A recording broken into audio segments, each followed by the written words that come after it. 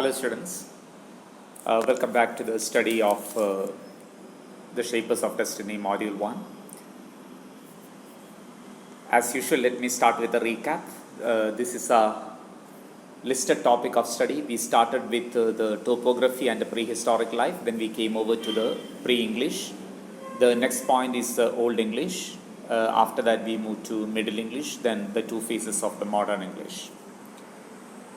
Till now we have seen the first two sections, prehistoric life and topography, and also something about the pre-English period, which focuses on the three groups of invaders, the Iberians, the Celts and the Romans. ഇന്ന് നമ്മൾ old English പീരീഡിൻ്റെ ഒരു പഠനത്തിലേക്കാണ് പ്രവേശിക്കുന്നത്. Old English period, ഇത് പേര് തന്നെ ശ്രദ്ധിച്ചാൽ നമ്മൾ English എന്ന ഒരു ഏരിയയിലേക്ക് ഫോക്കസ് വരികയാണ്. ഇതിനു മുമ്പ് പ്രീ ഇംഗ്ലീഷ് ആയിരുന്നു. ഓൾഡ് ഇംഗ്ലീഷ് പീരീഡിൽ നമ്മൾ 3 കാലഘട്ടങ്ങളാണ്, 3 ഫേസസ് ആണ് പഠിക്കുന്നത്. അതിൻ്റെ ഡീറ്റെയിൽസ് നമ്മൾ പിന്നീട് വിശദമായിട്ട് നമുക്ക് കാണാം. ഇവിടെ ആ 3 ഫേസസ് ചരിത്രത്തിലെ ഏത് കാലഘട്ടമാണ് എന്ന് മാത്രം ഇവിടെ മെൻഷൻ ചെയ്തിട്ടുണ്ട്. So let us see something about the 3 phases. ആദ്യത്തെ ഫേസ്, അതിന് 2 പങ്ക്ച്വേഷൻസ്, തുടക്കവും അവസാനവും നമുക്ക് പറയാൻ പറ്റുന്നത് റോമൻ സിറ്റുവേഷൻസ് ആണ്. ഫേസ് 1 എന്ന് പറയുന്നത് ഒരു 200 വർഷത്തെ കാലയളവ്. അതിൻ്റെ തുടക്കം, that is with the withdrawal of the Roman legionaries. ബ്രിട്ടനിലുണ്ടായിരുന്ന റോമൻ സൈന്യത്തെ തിരിച്ചു വിളിക്കുന്നു, റോമിലേക്ക് തിരിച്ചു വിളിക്കുന്നു. ദാറ്റ് ഹാപ്പൻസ് ഇൻ AD 410 ആൻഡ് we have a king, when King Alaric, he sacked the Roman capital. Emperor Honorius അദ്ദേഹമാണ് ഈ റോമൻ ലീജിയൻസിനെ തിരിച്ചു വിളിച്ചത്. ഞാൻ ആ ടെക്സ്റ്റിലേക്കാണ് ഇടയ്ക്കൊന്ന് റെഫർ ചെയ്തത്. ഫേസ് 1ൻ്റെ തുടക്കം ഇവിടെയാണ്, റോമൻ ലീജിയൻസിനെ തിരിച്ചു വിളിക്കുന്നു. ഫേസ് 1ൻ്റെ അവസാനം എന്ന് പറയുന്നത് ഏകദേശം 200 വർഷം കഴിയുമ്പോൾ we have the advent of another Roman group. പക്ഷേ ഇവർ ഇൻവേഡേഴ്സ് അല്ല, they are the Roman missionaries who came in AD 597. ഇതാണ് phase 1. Phase 2 that starts in AD 597, നേരത്തെ പറഞ്ഞ ending date, the coming of Christianity to Britain. And phase 3 again that has a punctuation, that is from AD 787 to AD 1066. അതിൻ്റെ ആദ്യത്തെ point, it is the coming of the Danes. End ചെയ്യുന്നത് it is with the Norman invasion. ഈ 3 phases all together we consider them as the Anglo Saxon period in the socio political history of England. Literary and linguistic ഹിസ്റ്ററിയിൽ we call it the Old English period. Now let us see the details about phase 1.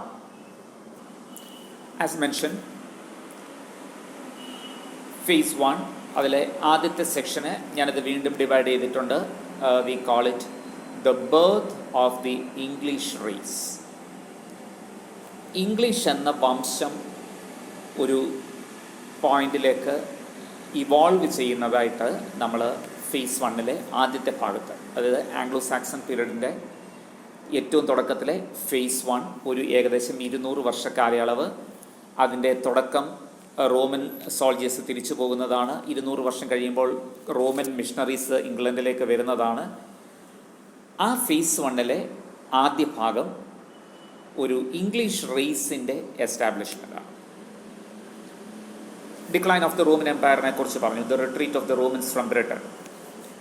Roman soldiers തിരിച്ചു പോകുമ്പോൾ Roman soldiers ഭരിച്ചുകൊണ്ടിരുന്നത് പ്രധാനമായിട്ടും കെൽസിനെയാണ്.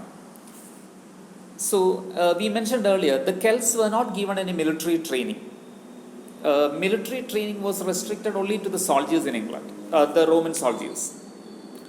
So when the Romans retreated, the Celts began to face problems. അവർക്ക് വലിയൊരു സൈന്യമൊന്നുമില്ല, അവർക്ക് ഭരിക്കാനുള്ള ഒരു രീതി അറിയില്ല, കാരണം റോമൻസ് അവരെ ഭരിച്ചുകൊണ്ടിരിക്കുകയായിരുന്നു. They were subjected to the Roman rule. So the Celts began to face invasions from outside. യൂറോപ്പിൽ നിന്ന് ആംഗിൾസ്, സാക്സൺസ്, ജ്യൂഡ്സ് ആൻഡ് ഡെയിൻസ് ഇവരെല്ലാം ഇവിടെ വന്ന് കോൺകർ ചെയ്യാനായിട്ട് തുടങ്ങി. അതുപോലെ തന്നെ there were attacks from inside. The Picts and the Scots, നേരത്തെ നോർത്തിലേക്കും വെസ്റ്റിലേക്കൊക്കെ പോയിരുന്നത് അവർ ഈ ഹാഡ്രിയൻസ് വാളും ഒക്കെ ബ്രേക്ക് ചെയ്തുകൊണ്ട് they began to come into the Celtic strongholds and they began to plunder the place. ഇതിനെതിരെ ഒരു ഡിഫൻസിന് കെൽസ് ശ്രമിക്കുന്നു to control the invasions, both from outside and also from inside. ഈ ഇൻവേഡിങ് ഗ്രൂപ്പ്സായ പിക്സ് ആൻഡ് സ്കോട്ട്സ് അവർക്കെതിരെയുള്ള defence Celts try ചെയ്യുകയാണ്. അതിൽ AD 429 the Celts were helped by Saint Germanus. He's the bishop from Wales, a Welsh bishop. With his help, they were able to have a defeat over the Picts and the Scots. ആ ഒരു വിജയത്തിന് it's called the hallelujah victory. അതിൻ്റെ പുറകിൽ ഒരു കഥയുള്ളത്, ഈ bishop ഇവിടെ visit ചെയ്യുകയാണ്, cent ജെർമാനസ്. അപ്പോഴാണ് ഇതൊരു വില്ലേജ് ഏരിയയിലാണ് ഈ പുറത്തുനിന്നുള്ളവർ അറ്റാക്ക് ചെയ്യുന്നത്. ഈ വില്ലേജിലുള്ളത് എല്ലാം ഒരു ക്രിസ്ത്യൻ ഗ്രൂപ്പാണ്, വളരെ പാവപ്പെട്ട ആൾക്കാർ. അവരപ്പോൾ ഈ ബിഷപ്പിനോട് പറഞ്ഞ് തങ്ങളെ സഹായിക്കണമെന്ന്. അപ്പോൾ അദ്ദേഹം ഇവരെല്ലാം കൂടെ കൂട്ടിക്കൊണ്ട് അവിടുത്തെ ഒരു മലയുടെ മുകളിൽ പോയി. And when they saw the invading group, the bishop asked them to shout hallelujah. അപ്പോൾ അവരങ്ങനെ ഷൗട്ട് ചെയ്തപ്പോൾ ഈ താഴെയുള്ള വന്നുകൊണ്ടിരിക്കുന്ന പട്ടാളക്കാരിൽ ഇൻവേഡേഴ്സ്, പിക്സ് ആൻഡ് സ്കോട്ട്സ്, അവർ വിചാരിച്ചു, ഇപ്പം കാരണം ഈ പർവ്വത പ്രദേശമാണ്, അപ്പോൾ ഭയങ്കര എക്കോ ആണ്, അവർ വിചാരിച്ച് ഈ മലയുടെ മുകളിൽ എന്തോ കല്ലുമൊക്കെ ഇവരുടെ നേരെ വീഴുകയാണ്. So they just ran off. ഇതൊരു ലെജൻഡറി സിറ്റുവേഷനാണ്. അപ്പോൾ ഒരു bloodless revolution at the sound of the hallelujah. So it's called the hallelujah victory. അതിനുശേഷം AD 450 ഒരു ബ്രിട്ടീഷ് ചീഫായ വാട്ടിജേൺ, ഒരു കിങ് ആണ് അദ്ദേഹം. കിങ് എന്ന് പറഞ്ഞാൽ അവിടുത്തെ ഒരു ലോർഡാണ്. He invites 2 Jute warriors, Hengist and Horsa, to defeat the Picts and the Scots. അത് ആ 2 പേര് അവരുടെ ഒരു സൈന്യവുമായിട്ട് യൂറോപ്യൻ മെയിൻലാൻഡിൽ നിന്ന് വന്നു. അവർ ഈ പിക്സിനെയും സ്കോട്ട്സിനെയും ഡിഫീറ്റ് ചെയ്യുവാനുള്ള നടപടികൾ തുടങ്ങി. Now, there are certain elements that support our study of the decline of the Britons, the Celtic groups, and the early phases of the Anglo-Saxon period. ഇതിലെ ചില ടേംസ് ഒക്കെ ഞാൻ പിന്നീട് എക്സ്പ്ലെയിൻ ചെയ്യാം. ഒന്ന്, we have writings of 2 monks, Gildas and Nennius. 2 പീരീഡിൽ ഉണ്ടായിരുന്ന ആൾക്കാരാണ്. അവർ ഈ ബ്രിട്ടൻസിന് നേരിട്ട പരാജയം, കാരണം ഈ ബ്രിട്ടൻസ് അവർ ഈ നോൺ ക്രിസ്ത്യൻസ് ആണ്. അപ്പോൾ അവരുടെ പരാജയം എന്ന് പറഞ്ഞാൽ ദൈവത്തിൻ്റെ ഒരു ശാപമാണ് എന്നൊക്കെയുള്ള രീതിയിലാണ് ഗിൽഡാസ് ആൻഡ് നിനേസ് എഴുതിയിരിക്കുന്നത്. വളരെ സബ്ജക്റ്റീവായിട്ടുള്ള അക്കൗണ്ട്സ് ആണ്. പക്ഷേ ഹിസ്റ്ററിയിൽ നമ്മൾ അത് പ്രധാനപ്പെട്ടതായിട്ട് കാണുന്നു. ബിക്കോസ് നമുക്ക് ആ കാലഘട്ടത്തെക്കുറിച്ച് ചില കാര്യങ്ങൾ ഇവരുടെ വർക്ക്സിൽ നിന്ന് മനസ്സിലാക്കും. എന്നാൽ കുറച്ചുകൂടെ നല്ല ഒരു account, that is an objective reporting, it came out in AD 732. ഇത് നമ്മൾ ഇംഗ്ലീഷ് ഹിസ്റ്ററിയിൽ ഒത്തിരി സിഗ്നിഫിക്കൻ്റ് ആയിട്ട് പഠിക്കേണ്ട ഒരു പോയിൻ്റാണ്. പ്രീസ്ലി മാൻ, ഒരു പൗരോഹിത്യ ജോലികളൊക്കെ ചെയ്തിരുന്ന വെനറബിൾ ബീഡ്. വെനറബിൾ എന്ന വാക്ക് തന്നെ ഇത് അച്ഛന്മാർക്ക് കൊടുക്കുന്ന, അല്ലെങ്കിൽ വളരെ സീനിയേഴ്സ് ആയിട്ടുള്ള അവരുടെ സർവീസിനെ ഓണർ ചെയ്ത് കൊടുക്കുന്ന ഒരു ടേമാണ്. ഇപ്പോഴും അത് യൂസ് ചെയ്യാറുണ്ട്. വെനറബിൾ ബീഡിൻ്റെ ലാറ്റിനിലാണ് ഈ വർക്ക് എഴുതിയിരിക്കുന്നത്. അതിൻ്റെ ഇംഗ്ലീഷ് ട്രാൻസ്ലേഷനുണ്ട്, ecclesiastical history of the English nation. ഇത് വളരെ ഡൈനാമിക് ആയിട്ടുള്ളൊരു ബുക്കാണ്. ഇപ്പോഴും നമ്മുടെ സ്റ്റഡിയിൽ സിഗ്നിഫിക്കൻ്റ് ആയിട്ട് നമ്മൾ ഓർത്തിരിക്കേണ്ട ഒരു പോയിൻ്റാണ്. ഓൾഡ് ഇംഗ്ലീഷ് ലിറ്ററേച്ചറിലെ പ്രധാനപ്പെട്ട ഒരു ഡോക്യുമെൻ്റാണത്. ഇത് ഒബ്ജക്റ്റീവായിട്ടുള്ള ചില റിപ്പോർട്ട്സ് നമുക്ക് തരുന്നു. Then we have the archaeological findings. പ്രത്യേകിച്ചും ഈ ആംഗ്ലോ സാക്സൺ ബറിയൽ ഗ്രൗണ്ട്സിലെ ചില ഫൈൻഡിങ്സ് നോക്കുമ്പോൾ അവിടെ നിന്ന് കിട്ടുന്ന ചില എവിഡൻസ്. ഇപ്പോൾ ഒരു പ്രധാന കാര്യം തന്നെ, ഈ റോമൻ പീരീഡിലെ പോട്ടറി, കളിമൺ പാത്രങ്ങളൊക്കെ ഉണ്ടാക്കുന്നത്, അത് വളരെ ആർട്ടിസ്റ്റിക്കായിട്ടൊക്കെ ചെയ്തിരുന്നു. എന്നാൽ റോമൻസ് പോയി കഴിഞ്ഞുള്ള ഒരു പീരീഡിൽ ഇത് വളരെ ക്രൂഡായിട്ടുള്ള നിർമ്മാണം ആണ് കാണുന്നത്. അപ്പോൾ ഇത് തന്നെ ആ ഒരു ചേഞ്ചിനെ ഇൻഡിക്കേറ്റ് ചെയ്യുന്നു. ഈ റോമൻസ് പോയി കഴിഞ്ഞ് കെൽസ് അല്ലെങ്കിൽ ബ്രിട്ടോൺസ് തന്നെ ഉണ്ടായിരുന്ന കാലത്ത് അവരുടെ ലൈഫ് സ്റ്റൈലിൽ തന്നെ ഒരു ഡിക്ലൈൻ ഉണ്ടായി. ഈ പീരീഡിനെ കുറിച്ച് നമ്മൾ പഠിക്കുമ്പോൾ സഹായകരമായ മറ്റൊന്ന് that is the place names. പ്രത്യേകിച്ചും ഇന്നും ഇംഗ്ലണ്ടിൽ പല സ്ഥലങ്ങളും INGS എന്നൊക്കെ എന്ത് ചെയ്യുന്നു. INGAS എന്ന സഫിക്സ് വരുന്നത് that means the follower of A person. ആ പേഴ്സൻ്റെ പേരിൻ്റെ കൂടെ you add INGAS, that means the follower of the person or a land occupied by that person, a land of that person. So there was a leader named Hastings. So Hastings later became Hastings means the land occupied by Hastings. So such names, when we study such names, we can get an understanding about the period. Now let us focus on the two names we have mentioned, Hengist and Horsa. ഒരു Anglo Saxon ട്രൈബാണ് the Jutes, and these two people they were warriors from Jutland. Jutland occupy ചെയ്തിരുന്ന ആൾക്കാരാണ് Jutes എന്ന് പറയുന്നത്. Mentioned about Vortigern who invited them to control the Picts and the Scots. പക്ഷെ അത് കഴിഞ്ഞിട്ട് ഇവർ പിഗ്സിനെയും സ്കോട്ട്സിനെയും പരാജയപ്പെട്ട് കഴിഞ്ഞപ്പോൾ ഏതാണ്ട് ഒട്ടകത്തിന് ഇടം കൊടുത്ത പോലെയായി. They were not willing to go back because the place they came from that was cold and infertile. അവർ നോക്കിയപ്പം ഈ ബ്രിട്ടീഷ് ഐൽസിലെ സദേൺ പാർട്ടൊക്കെ വളരെ നല്ല സുഖമായിട്ട് ജീവിക്കാൻ പറ്റുന്നതാണ്. So now there is a battle between Vortigern and these two people and their soldiers. Vortigern was killed and also Horsa. So Hengist becomes the king and his people the Jutes they made the kingdom of Kent their home.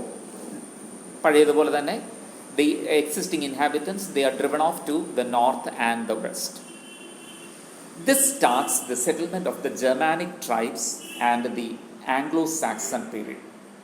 Anglo-Saxon എന്നുള്ള പേര് 3 ട്രൈബ്സിനെയാണ് indicate ചെയ്യുന്നത്. Angles, Saxons, juice. പ്രധാനമായിട്ടും യൂറോപ്പിലെ Denmark, Germany, Holland എന്നീ സ്ഥലങ്ങളിൽ നിന്ന് വന്നതാണ്. So we have the presence of the Jutes already in Britain. AD 477 അടുത്ത ഗ്രൂപ്പ് വരുന്നു. അത് സാക്സൺസ് ആണ്. ഈല എന്ന ഒരു ലീഡറിന്റെ നേതൃത്വത്തിലാണ് സാക്സൺസ് വരുന്നത്. And now they battle with the Jutes. ഇവർ കുറച്ചുകൂടെ സ്ട്രോങ് ആയിരുന്നു Saxons. So the Jutes are in a way defeated or subjugated and they were killed, driven out or enslaved. ഒരേ ട്രൈബ് ആണെങ്കിലും അവർ തമ്മിലുള്ള ഒരു ഫൈറ്റാണ് അവിടെ ഉണ്ടാകുന്നത്. ആൻഡ് ഞാൻ നേരത്തെ പറഞ്ഞു ഈ ജ്യൂട്ട്സ് സെറ്റിൽ ചെയ്ത സ്ഥലം കെന്റ് എന്നൊരു സ്ഥലമാണ്. നമുക്ക് ഇനിയുള്ള ഈ സ്ഥലപ്പേരുകൾ വളരെ സിഗ്നിഫിക്കൻ്റ് ആയിട്ട് ശ്രദ്ധിക്കണം. സോ ജ്യൂട്ട്സ് സെറ്റിൽ ചെയ്തത് കെന്റ്. സാക്സൺസ് സെറ്റിൽ ചെയ്ത സ്ഥലങ്ങൾ ആ പേരിൽ തന്നെ സാക്സൺ എന്നുള്ള ഒരു ഇൻഡിക്കേഷൻ. സസെക്സ്, ഈസ്റ്റ് സാക്സൺസ് സെറ്റിൽ ചെയ്ത് എസെക്സ്, മിഡിൽ സാക്സൺസിന് മിഡിൽ സെക്സ്, പിന്നെ മിഡിൽ സാക്സൺസ് ഓക്യുപ്പൈ ചെയ്ത സറി എന്നൊരു സ്ഥലമുണ്ട്. The west Saxons occupied Wessex. ഈ പേരുകളെല്ലാം അവർ പിന്നീട് ഇട്ടതാണ്. ബർഗ്ഷയർ, വിൽഷയർ, ഹാംഷയർ, ഡോസറ്റ് ഒക്കെ ഈ വെസെക്സിന്റെ ഭാഗമാണ്. അടുത്ത ഗ്രൂപ്പ്, മൂന്നാമത് വരുന്ന ഗ്രൂപ്പാണ് ദി ആംഗിൾസ്. ഒരുപക്ഷെ ചരിത്രത്തിലെ വിചിത്രമായ ഒരു കാര്യമായിരിക്കാം, കെൽസും ഇതുപോലെ 3 ഗ്രൂപ്പുകളാണ് വന്നത്. ആംഗിൾസിന്റെ leader Eden, and they established their living in Northumbria, East Anglia and Mercia. ഈ വന്ന 3 ഗ്രൂപ്പുകളിൽ ഏറ്റവും നമ്പർ ഉണ്ടായിരുന്നത് ദോസ് വർ ദി ആംഗിൾസ്. അപ്പോൾ അവർ വളരെ മെജോറിറ്റി ആയതുകൊണ്ട് the land came to be known as Angle land or the land of the Angles, which later became Engla land or England, and their language came to be called English. ഇവിടെ നമ്മൾ English എന്ന് പറയുന്ന ഒരു situation originate ചെയ്യുന്നു, ഹിസ്റ്ററിയിലെ ഒരു point originate ചെയ്യുന്നു ഈ Anglo സാക്സൺസിൽ കൂടെ. ആൻഡ് ആദ്യത്തെ ഒരു പോയിന്റ് ആയതുകൊണ്ട് നമ്മളിതിനെ ഓൾഡ് ഇംഗ്ലീഷ് പീരീഡ് എന്ന് ഇൻഡിക്കേറ്റ് ചെയ്യുന്നു. So the Anglo Saxons are now in the British IELTS and gradually the place gets the name England, the language English. What happened to the Britons, the Celts? Britain എന്നുള്ള പേര് നമ്മളിവിടെ English, England എന്നുള്ള പേരുമായിട്ട് വേർതിരിച്ച് കാണിക്കുന്നു. കെൽസിനെ indicate ചെയ്യുന്നതാണ്. For about period of 100 years, AD 450 മുതൽ 550 വരെ Britain put up a strong defense against the Anglo-Saxons. ഇവിടെ വെനറബിൾ ബീഡിൻ്റെ ഹിസ്റ്ററിയിൽ പറയുന്ന ഒരു പേര് ആംബ്രോസിയസ് ഓറേലസ്. ഈ സമയത്ത് ഇംഗ്ലണ്ടിൽ ഡെവലപ്പ് ചെയ്ത ഒന്നാണ് കിങ് ഓർതർ സ്റ്റോറീസ്. ഇത് നമ്മൾ ഒന്നിച്ച് പഠിക്കുന്നതാണ് പ്രയോജനകരം. നമ്മളുടെ ലാസ്റ്റ് മോഡ്യൂളിൽ നമ്മൾ ഇത് ഡീറ്റെയിൽഡായിട്ട് കിങ് ഓർദറിനെ കുറിച്ച് പഠിക്കുന്നുണ്ടല്ലോ. Venerable Bede presented Ambrosius Aurelius as a leader. പക്ഷേ ഹിസ്റ്ററി അദ്ദേഹത്തെക്കുറിച്ച് നമുക്ക് ഒത്തിരി കാര്യങ്ങളൊന്നും പറഞ്ഞു തരുന്നില്ല. കാരണം അന്നത്തെ കഥകളിൽ ഒത്തിരി ലെജൻസും മിത്സും ഒക്കെ കയറിയിട്ടുണ്ട് related to the stories of King Arthur and the knights of the round table. Please keep this in mind. നമ്മളുടെ ലാസ്റ്റ് മോഡ്യൂളിൽ നമ്മൾ ഈ King Arthur and the knights of the round ടേബിളിനെ കുറിച്ച് പഠിക്കുന്നുണ്ട്. അന്ന് ഡെവലപ്പ് ചെയ്ത ലെജൻസും മിത്സും ഒക്കെ ഇന്നും വളരെ സിഗ്നിഫിക്കൻ്റ് ആണ്. ഡാൻ ബ്രൗണിൻ്റെ ഡാവിഞ്ചി കോഡിലുമെല്ലാം ഇതേക്കുറിച്ച് മെൻഷൻ ഉണ്ട്. ഈ story the grail legend, the quest of the grail, അത് ജീസസ് ക്രൈസ്റ്റ് കുടിച്ച ലാസ്റ്റ് സപ്പറിൽ ഉപയോഗിച്ച പാനപാത്രം, അത് ഈ കിങ് ഓർദറിൻ്റെ നൈറ്റ്സ് അത് ഹണ്ട് ചെയ്യാനായിട്ട് പോകുന്നതുമൊക്കെ ചരിത്രത്തിൽ ഇപ്പോഴും ലിറ്ററേച്ചറിനെ സ്വാധീനിക്കുന്ന ചില കാര്യങ്ങളാണ്.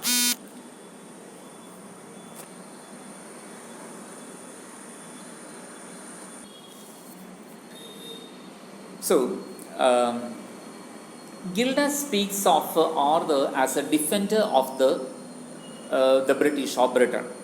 He fought against the Saxons in about 12 battles. എന്നാൽ കിങ് ഓർദറിനെ കുറിച്ച് നമുക്ക് ഇതുപോലൊരു ഹിസ്റ്ററി ഒന്നും പറയാനായിട്ടില്ല. So it is believed by some that King Arthur എന്ന് പറയുന്നത് it is the alter ego of Ambrosius Aurelius. Alter ego എന്ന് പറയുന്നത് മിക്കവാറും ചരിത്രത്തിൽ ജീവിക്കുന്ന ഒരു വ്യക്തിയുടെ ഒരു അപര വ്യക്തിത്വം. പക്ഷേ ആ അപര വ്യക്തിത്വം വളരെ ബ്ലോണപ്പ് ആയിരിക്കും, കുറച്ച് എക്സാജറേറ്റഡ് ആയിരിക്കും, ചിലപ്പോൾ ഒരു ദൈവിക പ്രൊപ്പോർഷനിൽ തന്നെ നമുക്ക് കാണുവാനായിട്ട് സാധിക്കും. സോ കിങ് ഓർദർ എന്ന് പറയുന്നത് ശരിക്കും ആംബ്രോസിയസ് ഓറേലസിൻ്റെ ഒരു വളരെ എൻലാർജ് ചെയ്ത ഒരു വ്യക്തിത്വം തന്നെയായിട്ട് കണക്കാക്കപ്പെടുന്നു. 12 യുദ്ധങ്ങളെക്കുറിച്ച് പറഞ്ഞല്ലോ. അതിൽ ഏറ്റവും അവസാനത്തെ AD 500 the battle of Mons Badonis, അത് ഈ സാക്സൺസിൻ്റെ ഒരു പരാജയമായിരുന്നു. കെൽസിന് സാക്സൺസിന് മേലെ വലിയൊരു പവർ കിട്ടിയ സമയമാണ്. ഏതാണ്ട് 50 വർഷത്തോളം അതുകൊണ്ട് സാക്സൺസ് പിന്നെ അനങ്ങിയില്ല. പക്ഷേ ആഫ്റ്റർ സം ടൈം, അതായത് ഈ AD 500 ഒക്കെ കഴിഞ്ഞപ്പോഴത്തേക്ക്, ഞാൻ ഈ നോട്ടിലൊരു ചെറിയറുണ്ട്, ഇറ്റ്സ് ആഫ്റ്റർ അറൗണ്ട് 50 years ആണ്, ബ്രിട്ടീഷ് ഡിഫൻസ് ഒക്കെ ഏതാണ്ട് കുറഞ്ഞു. അതായത് കെൽസിൻ്റെ പവറൊക്കെ നഷ്ടപ്പെട്ടു. പതുക്കെ അവർക്ക് ഇനി യുദ്ധം ചെയ്യാനായിട്ടുള്ള ഒരു ശക്തിയില്ലാതെയായി. ബൈ ദ 7th century ദ സാക്സൺസ് were the true masters of the land. എന്നാൽ പഴയതുപോലെ തന്നെ the north and the west continued to elude them. ഈ ഒരു സെക്ഷനിൽ ഞാൻ നേരത്തെ പറഞ്ഞതുപോലെ ഈ സെക്ഷൻ്റെ ടോപ്പിൽ ഞാൻ പറഞ്ഞിട്ടുണ്ട്, ഞാൻ എന്താണ് പറഞ്ഞത്,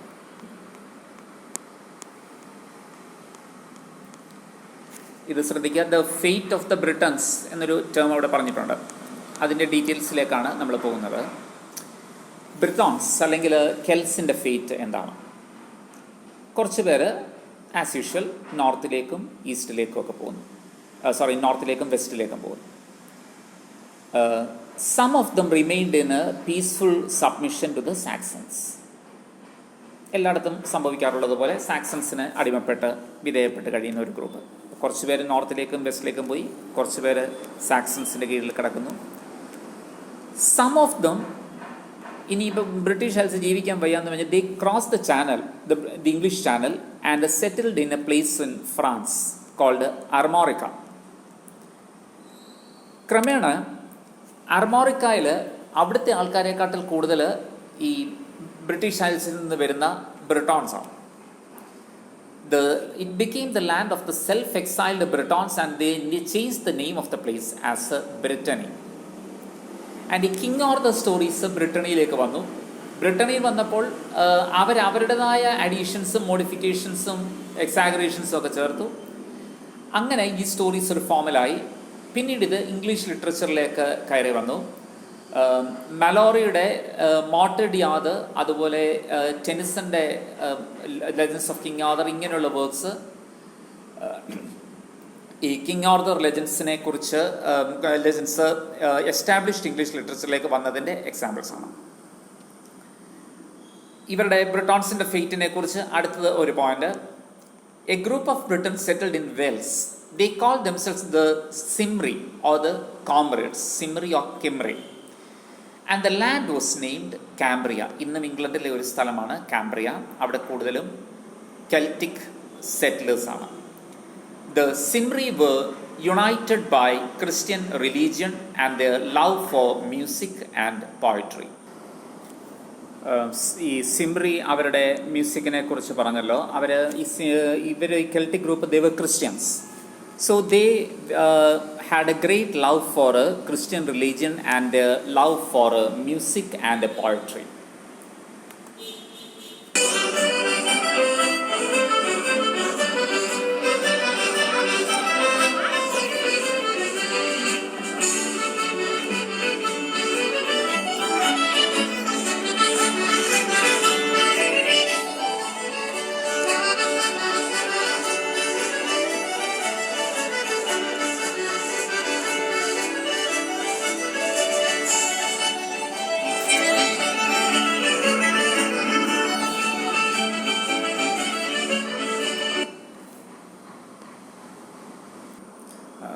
Sorry, there was a phone call in between. So this is an example of the music of the Cymri. ഇപ്പോഴും അത് വളരെ സിഗ്നിഫിക്കൻ്റ് ആയിട്ട് ഇവിടെ ഒരു പ്രത്യേകത, ഇവർ ഈ കെൽസും വെൽഷും ആയിട്ട് ഏതാണ്ടൊരു ഭയങ്കര സിമിലാരിറ്റി ഉണ്ട്. ഏതാണ്ട് ഒരേ കൾച്ചറാണ് അവർ മെയിൻറ്റെയിൻ ചെയ്യുന്നത്. So about the language and literature of the Cymry, ഞാൻ നേരത്തെ പറഞ്ഞായിരുന്നു ഇനിയുള്ള പോയിന്റ്സിലെല്ലാം നമ്മൾ ഇത് വളരെ സിഗ്നിഫിക്കൻ്റ് ആയിട്ട് പഠിക്കണം. So by the time the Saxons arrived here, the Britons had a language which gradually ഒരു യൂട്ടിലിറ്റേറിയൻ രീതിയിൽ നിന്ന് മാറി. അതായത് ഒരു സാധാരണ ലാംഗ്വേജ് നമ്മൾ കമ്മ്യൂണിക്കേഷന് വേണ്ടി ഉപയോഗിക്കുന്നു, ആ ഒരു അവസ്ഥയിൽ നിന്ന് മാറിക്കൊണ്ട് ഒരു ലിറ്റററി ഫ്ലറിഷ് ഈ ലാംഗ്വേജിലേക്ക് അവർ കൊണ്ടുവന്നു. ആൻഡ് ഇത് the Cymry they were very jealous about this. അവരുടെ ലാംഗ്വേജിനെ അവരുടെ റിലീജിയനെ എല്ലാം they avoided contact with the invaders and they guarded the religion and language. And they had a devotion to nature.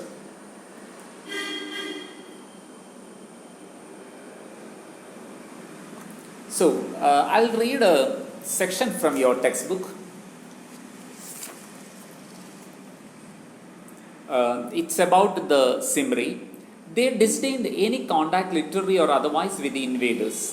Constant exposure to savage nature made the Celts love her with true devotion.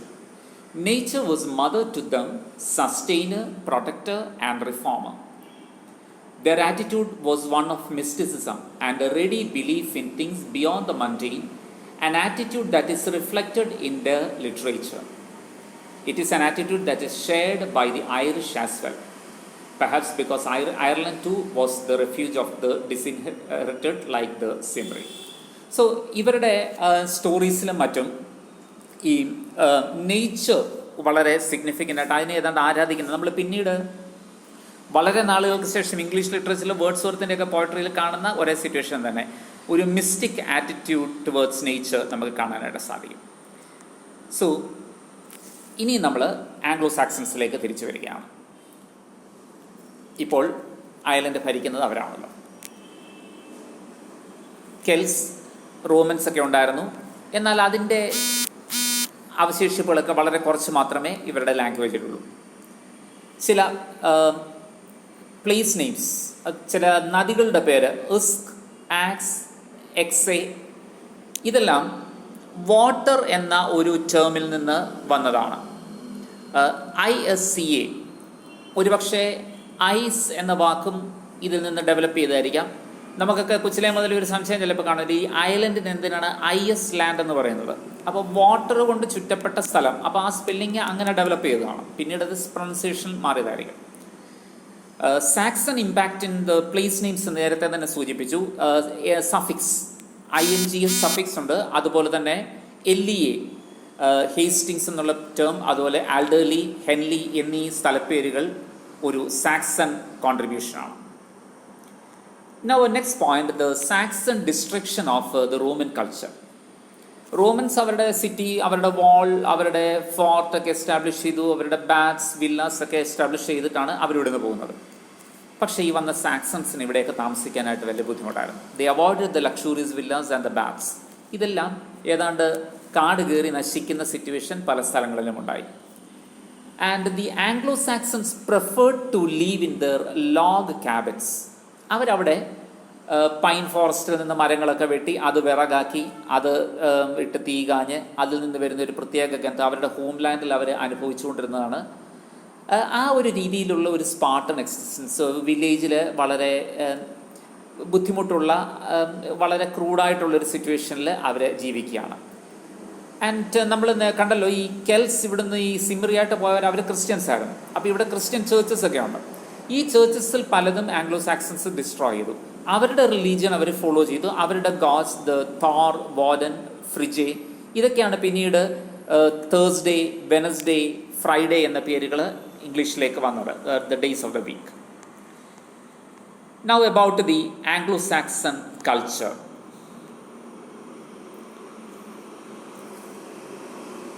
From this point, we have a continuity in the history of England. ഇംഗ്ലണ്ടിലെ പല രാജവംശങ്ങൾ കയറി വന്നുവെങ്കിലും ഒരുപക്ഷെ അപ്പു സാറിൻ്റെ ക്ലാസ്സിൽ നിങ്ങൾ സ്റ്റുവാർട്സിനെ കുറിച്ച് പഠിക്കുമ്പോൾ sir അത് മെൻഷൻ ചെയ്തിട്ടുണ്ട്. ഇവർക്കെല്ലാം ആംഗ്ലോ സാക്സൺസ് മുതലുള്ള ഒരു കണക്ഷൻ ട്രേസ് ചെയ്യാനായിട്ട് സാധിക്കും. സോ ഇവിടെ നമ്മൾ ഇംഗ്ലണ്ടിൻ്റെ ഒരു എസ്റ്റാബ്ലിഷ്മെൻ്റ് ആണ് കാണുന്നത്. And the Anglo Saxons clannish and loyal to the leader. ഒരു ക്ലാനായിട്ട് അവരെപ്പോഴും നിൽക്കുന്നു, ലീഡർ പറയുന്നത് അനുസരിക്കും. ഇന്നും ബ്രിട്ടീഷ് മൊണാർക്കി എന്ന് പറയുന്നത് വളരെ സിഗ്നിഫിക്കൻ്റ് ആണ്. ഇംഗ്ലണ്ടിലുള്ളവർ അവരുടെ രാജഭരണം അതിന് വലിയ പ്രസക്തി ഇല്ലെങ്കിലും they hold on to that. അതുപോലെ ഒരു രാജാവ് കഴിഞ്ഞാൽ, രാജ്ഞി കഴിഞ്ഞാൽ അടുത്ത ഭരണാധികാരി ആര്, അവിടെ ഇൻഹെറിറ്റേഴ്സ് ഇല്ലെങ്കിൽ എവിടെ നിന്നാണ് വരുന്നത്, ഇതൊക്കെ വളരെ സിഗ്നിഫിക്കൻ്റ് ആയിട്ട് ഇംഗ്ലീഷ് ഹിസ്റ്ററിയിൽ ഇംഗ്ലണ്ടിലുള്ളവർ ഫോളോ ചെയ്യുന്ന കാര്യങ്ങളാണ്. നമുക്കറിയാം ഇംഗ്ലണ്ടിലെ രാജകുടുംബത്തിനെ കുറിച്ച് പഠിക്കാനായിട്ട് ഈ അവിടുത്തെ ടാബ്ലോയിഡ്സ് ഒക്കെ വളരെ ശ്രമിക്കുന്നു. ഇത് ഒരു ഇംഗ്ലീഷ് കൾച്ചറാണ്. അത് വരുന്നത് ഈ ആംഗ്ലോ സാക്സൺസിൽ നിന്നാണ്. എന്നാൽ അടുത്തൊരു പോയിന്റ് നോക്കുക, they submitted to the rule of a leader. അപ്പോൾ ഒന്ന്, ഒരു രാജാവിനെ അവർ ആദരിക്കുന്നു. രണ്ടാമത് അവർ നിയമങ്ങൾ പാലിക്കുന്നു. England is considered to be the cradle of constitutions. ഇംഗ്ലണ്ടിൽ അവർക്കെപ്പോഴും ഒരു നിയമ സംഹിത ആവശ്യമാണ്. അവരുടെ ലോസ്, അവരുടെ ലീഗൽ സിറ്റുവേഷൻസ് ഒക്കെ വളരെ കാര്യമായിട്ട് തന്നെ അവർ ഓണർ ചെയ്യുന്ന ഒന്നാണ്. അത് ഈവൻ ചേർച്ചിനകത്ത് പോലും അവർ സ്റ്റേറ്റിൻ്റെ ലോസ് വളരെ ഒബ്സർവ് ചെയ്യുന്ന ഒരു സാഹചര്യമുണ്ട്. And the Anglo Saxons they divided the land into districts. ഇന്നും ഇംഗ്ലണ്ടിലെ പല ഡിസ്ട്രിക്ട്സും ഈ ആംഗ്ലോ സാക്സൺ ഡിവിഷൻ ഫോളോ ചെയ്യുന്ന ഒരു സിറ്റുവേഷനാണ്. So with the Anglo Saxon establishment, we enter into a particular phase of English history. ഇവർക്ക് കെൽസിൽ നിന്ന് കുറച്ച് സ്വാധീനങ്ങൾ ഉണ്ടായിരുന്നു. പിന്നീട് വന്ന ഡെയിൻസ്, നോർമൻസ് ഒക്കെ വളരെയേറെ കാര്യങ്ങൾ, പ്രത്യേകിച്ച് നോർമൻസ് വളരെയേറെ കാര്യങ്ങൾ മാറ്റി. എങ്കിലും ഒരു Anglo Saxon thread runs through the history of England from this time. ഞാൻ ഈ ഒരു സബ്സെക്ഷനിൽ ടൈറ്റിൽ ചെയ്തതുപോലെ, this is the time when we can say that the English race was born. English എന്ന് പറയുന്ന ഒരു വിഭാഗം, സമൂഹം, വംശം ബ്രിട്ടീഷ് ഐൽസിൽ ജന്മം കൊള്ളുന്ന ഒരു പോയിന്റിലാണ് നാം ഇപ്പോൾ നിൽക്കുന്നത്. Thank you.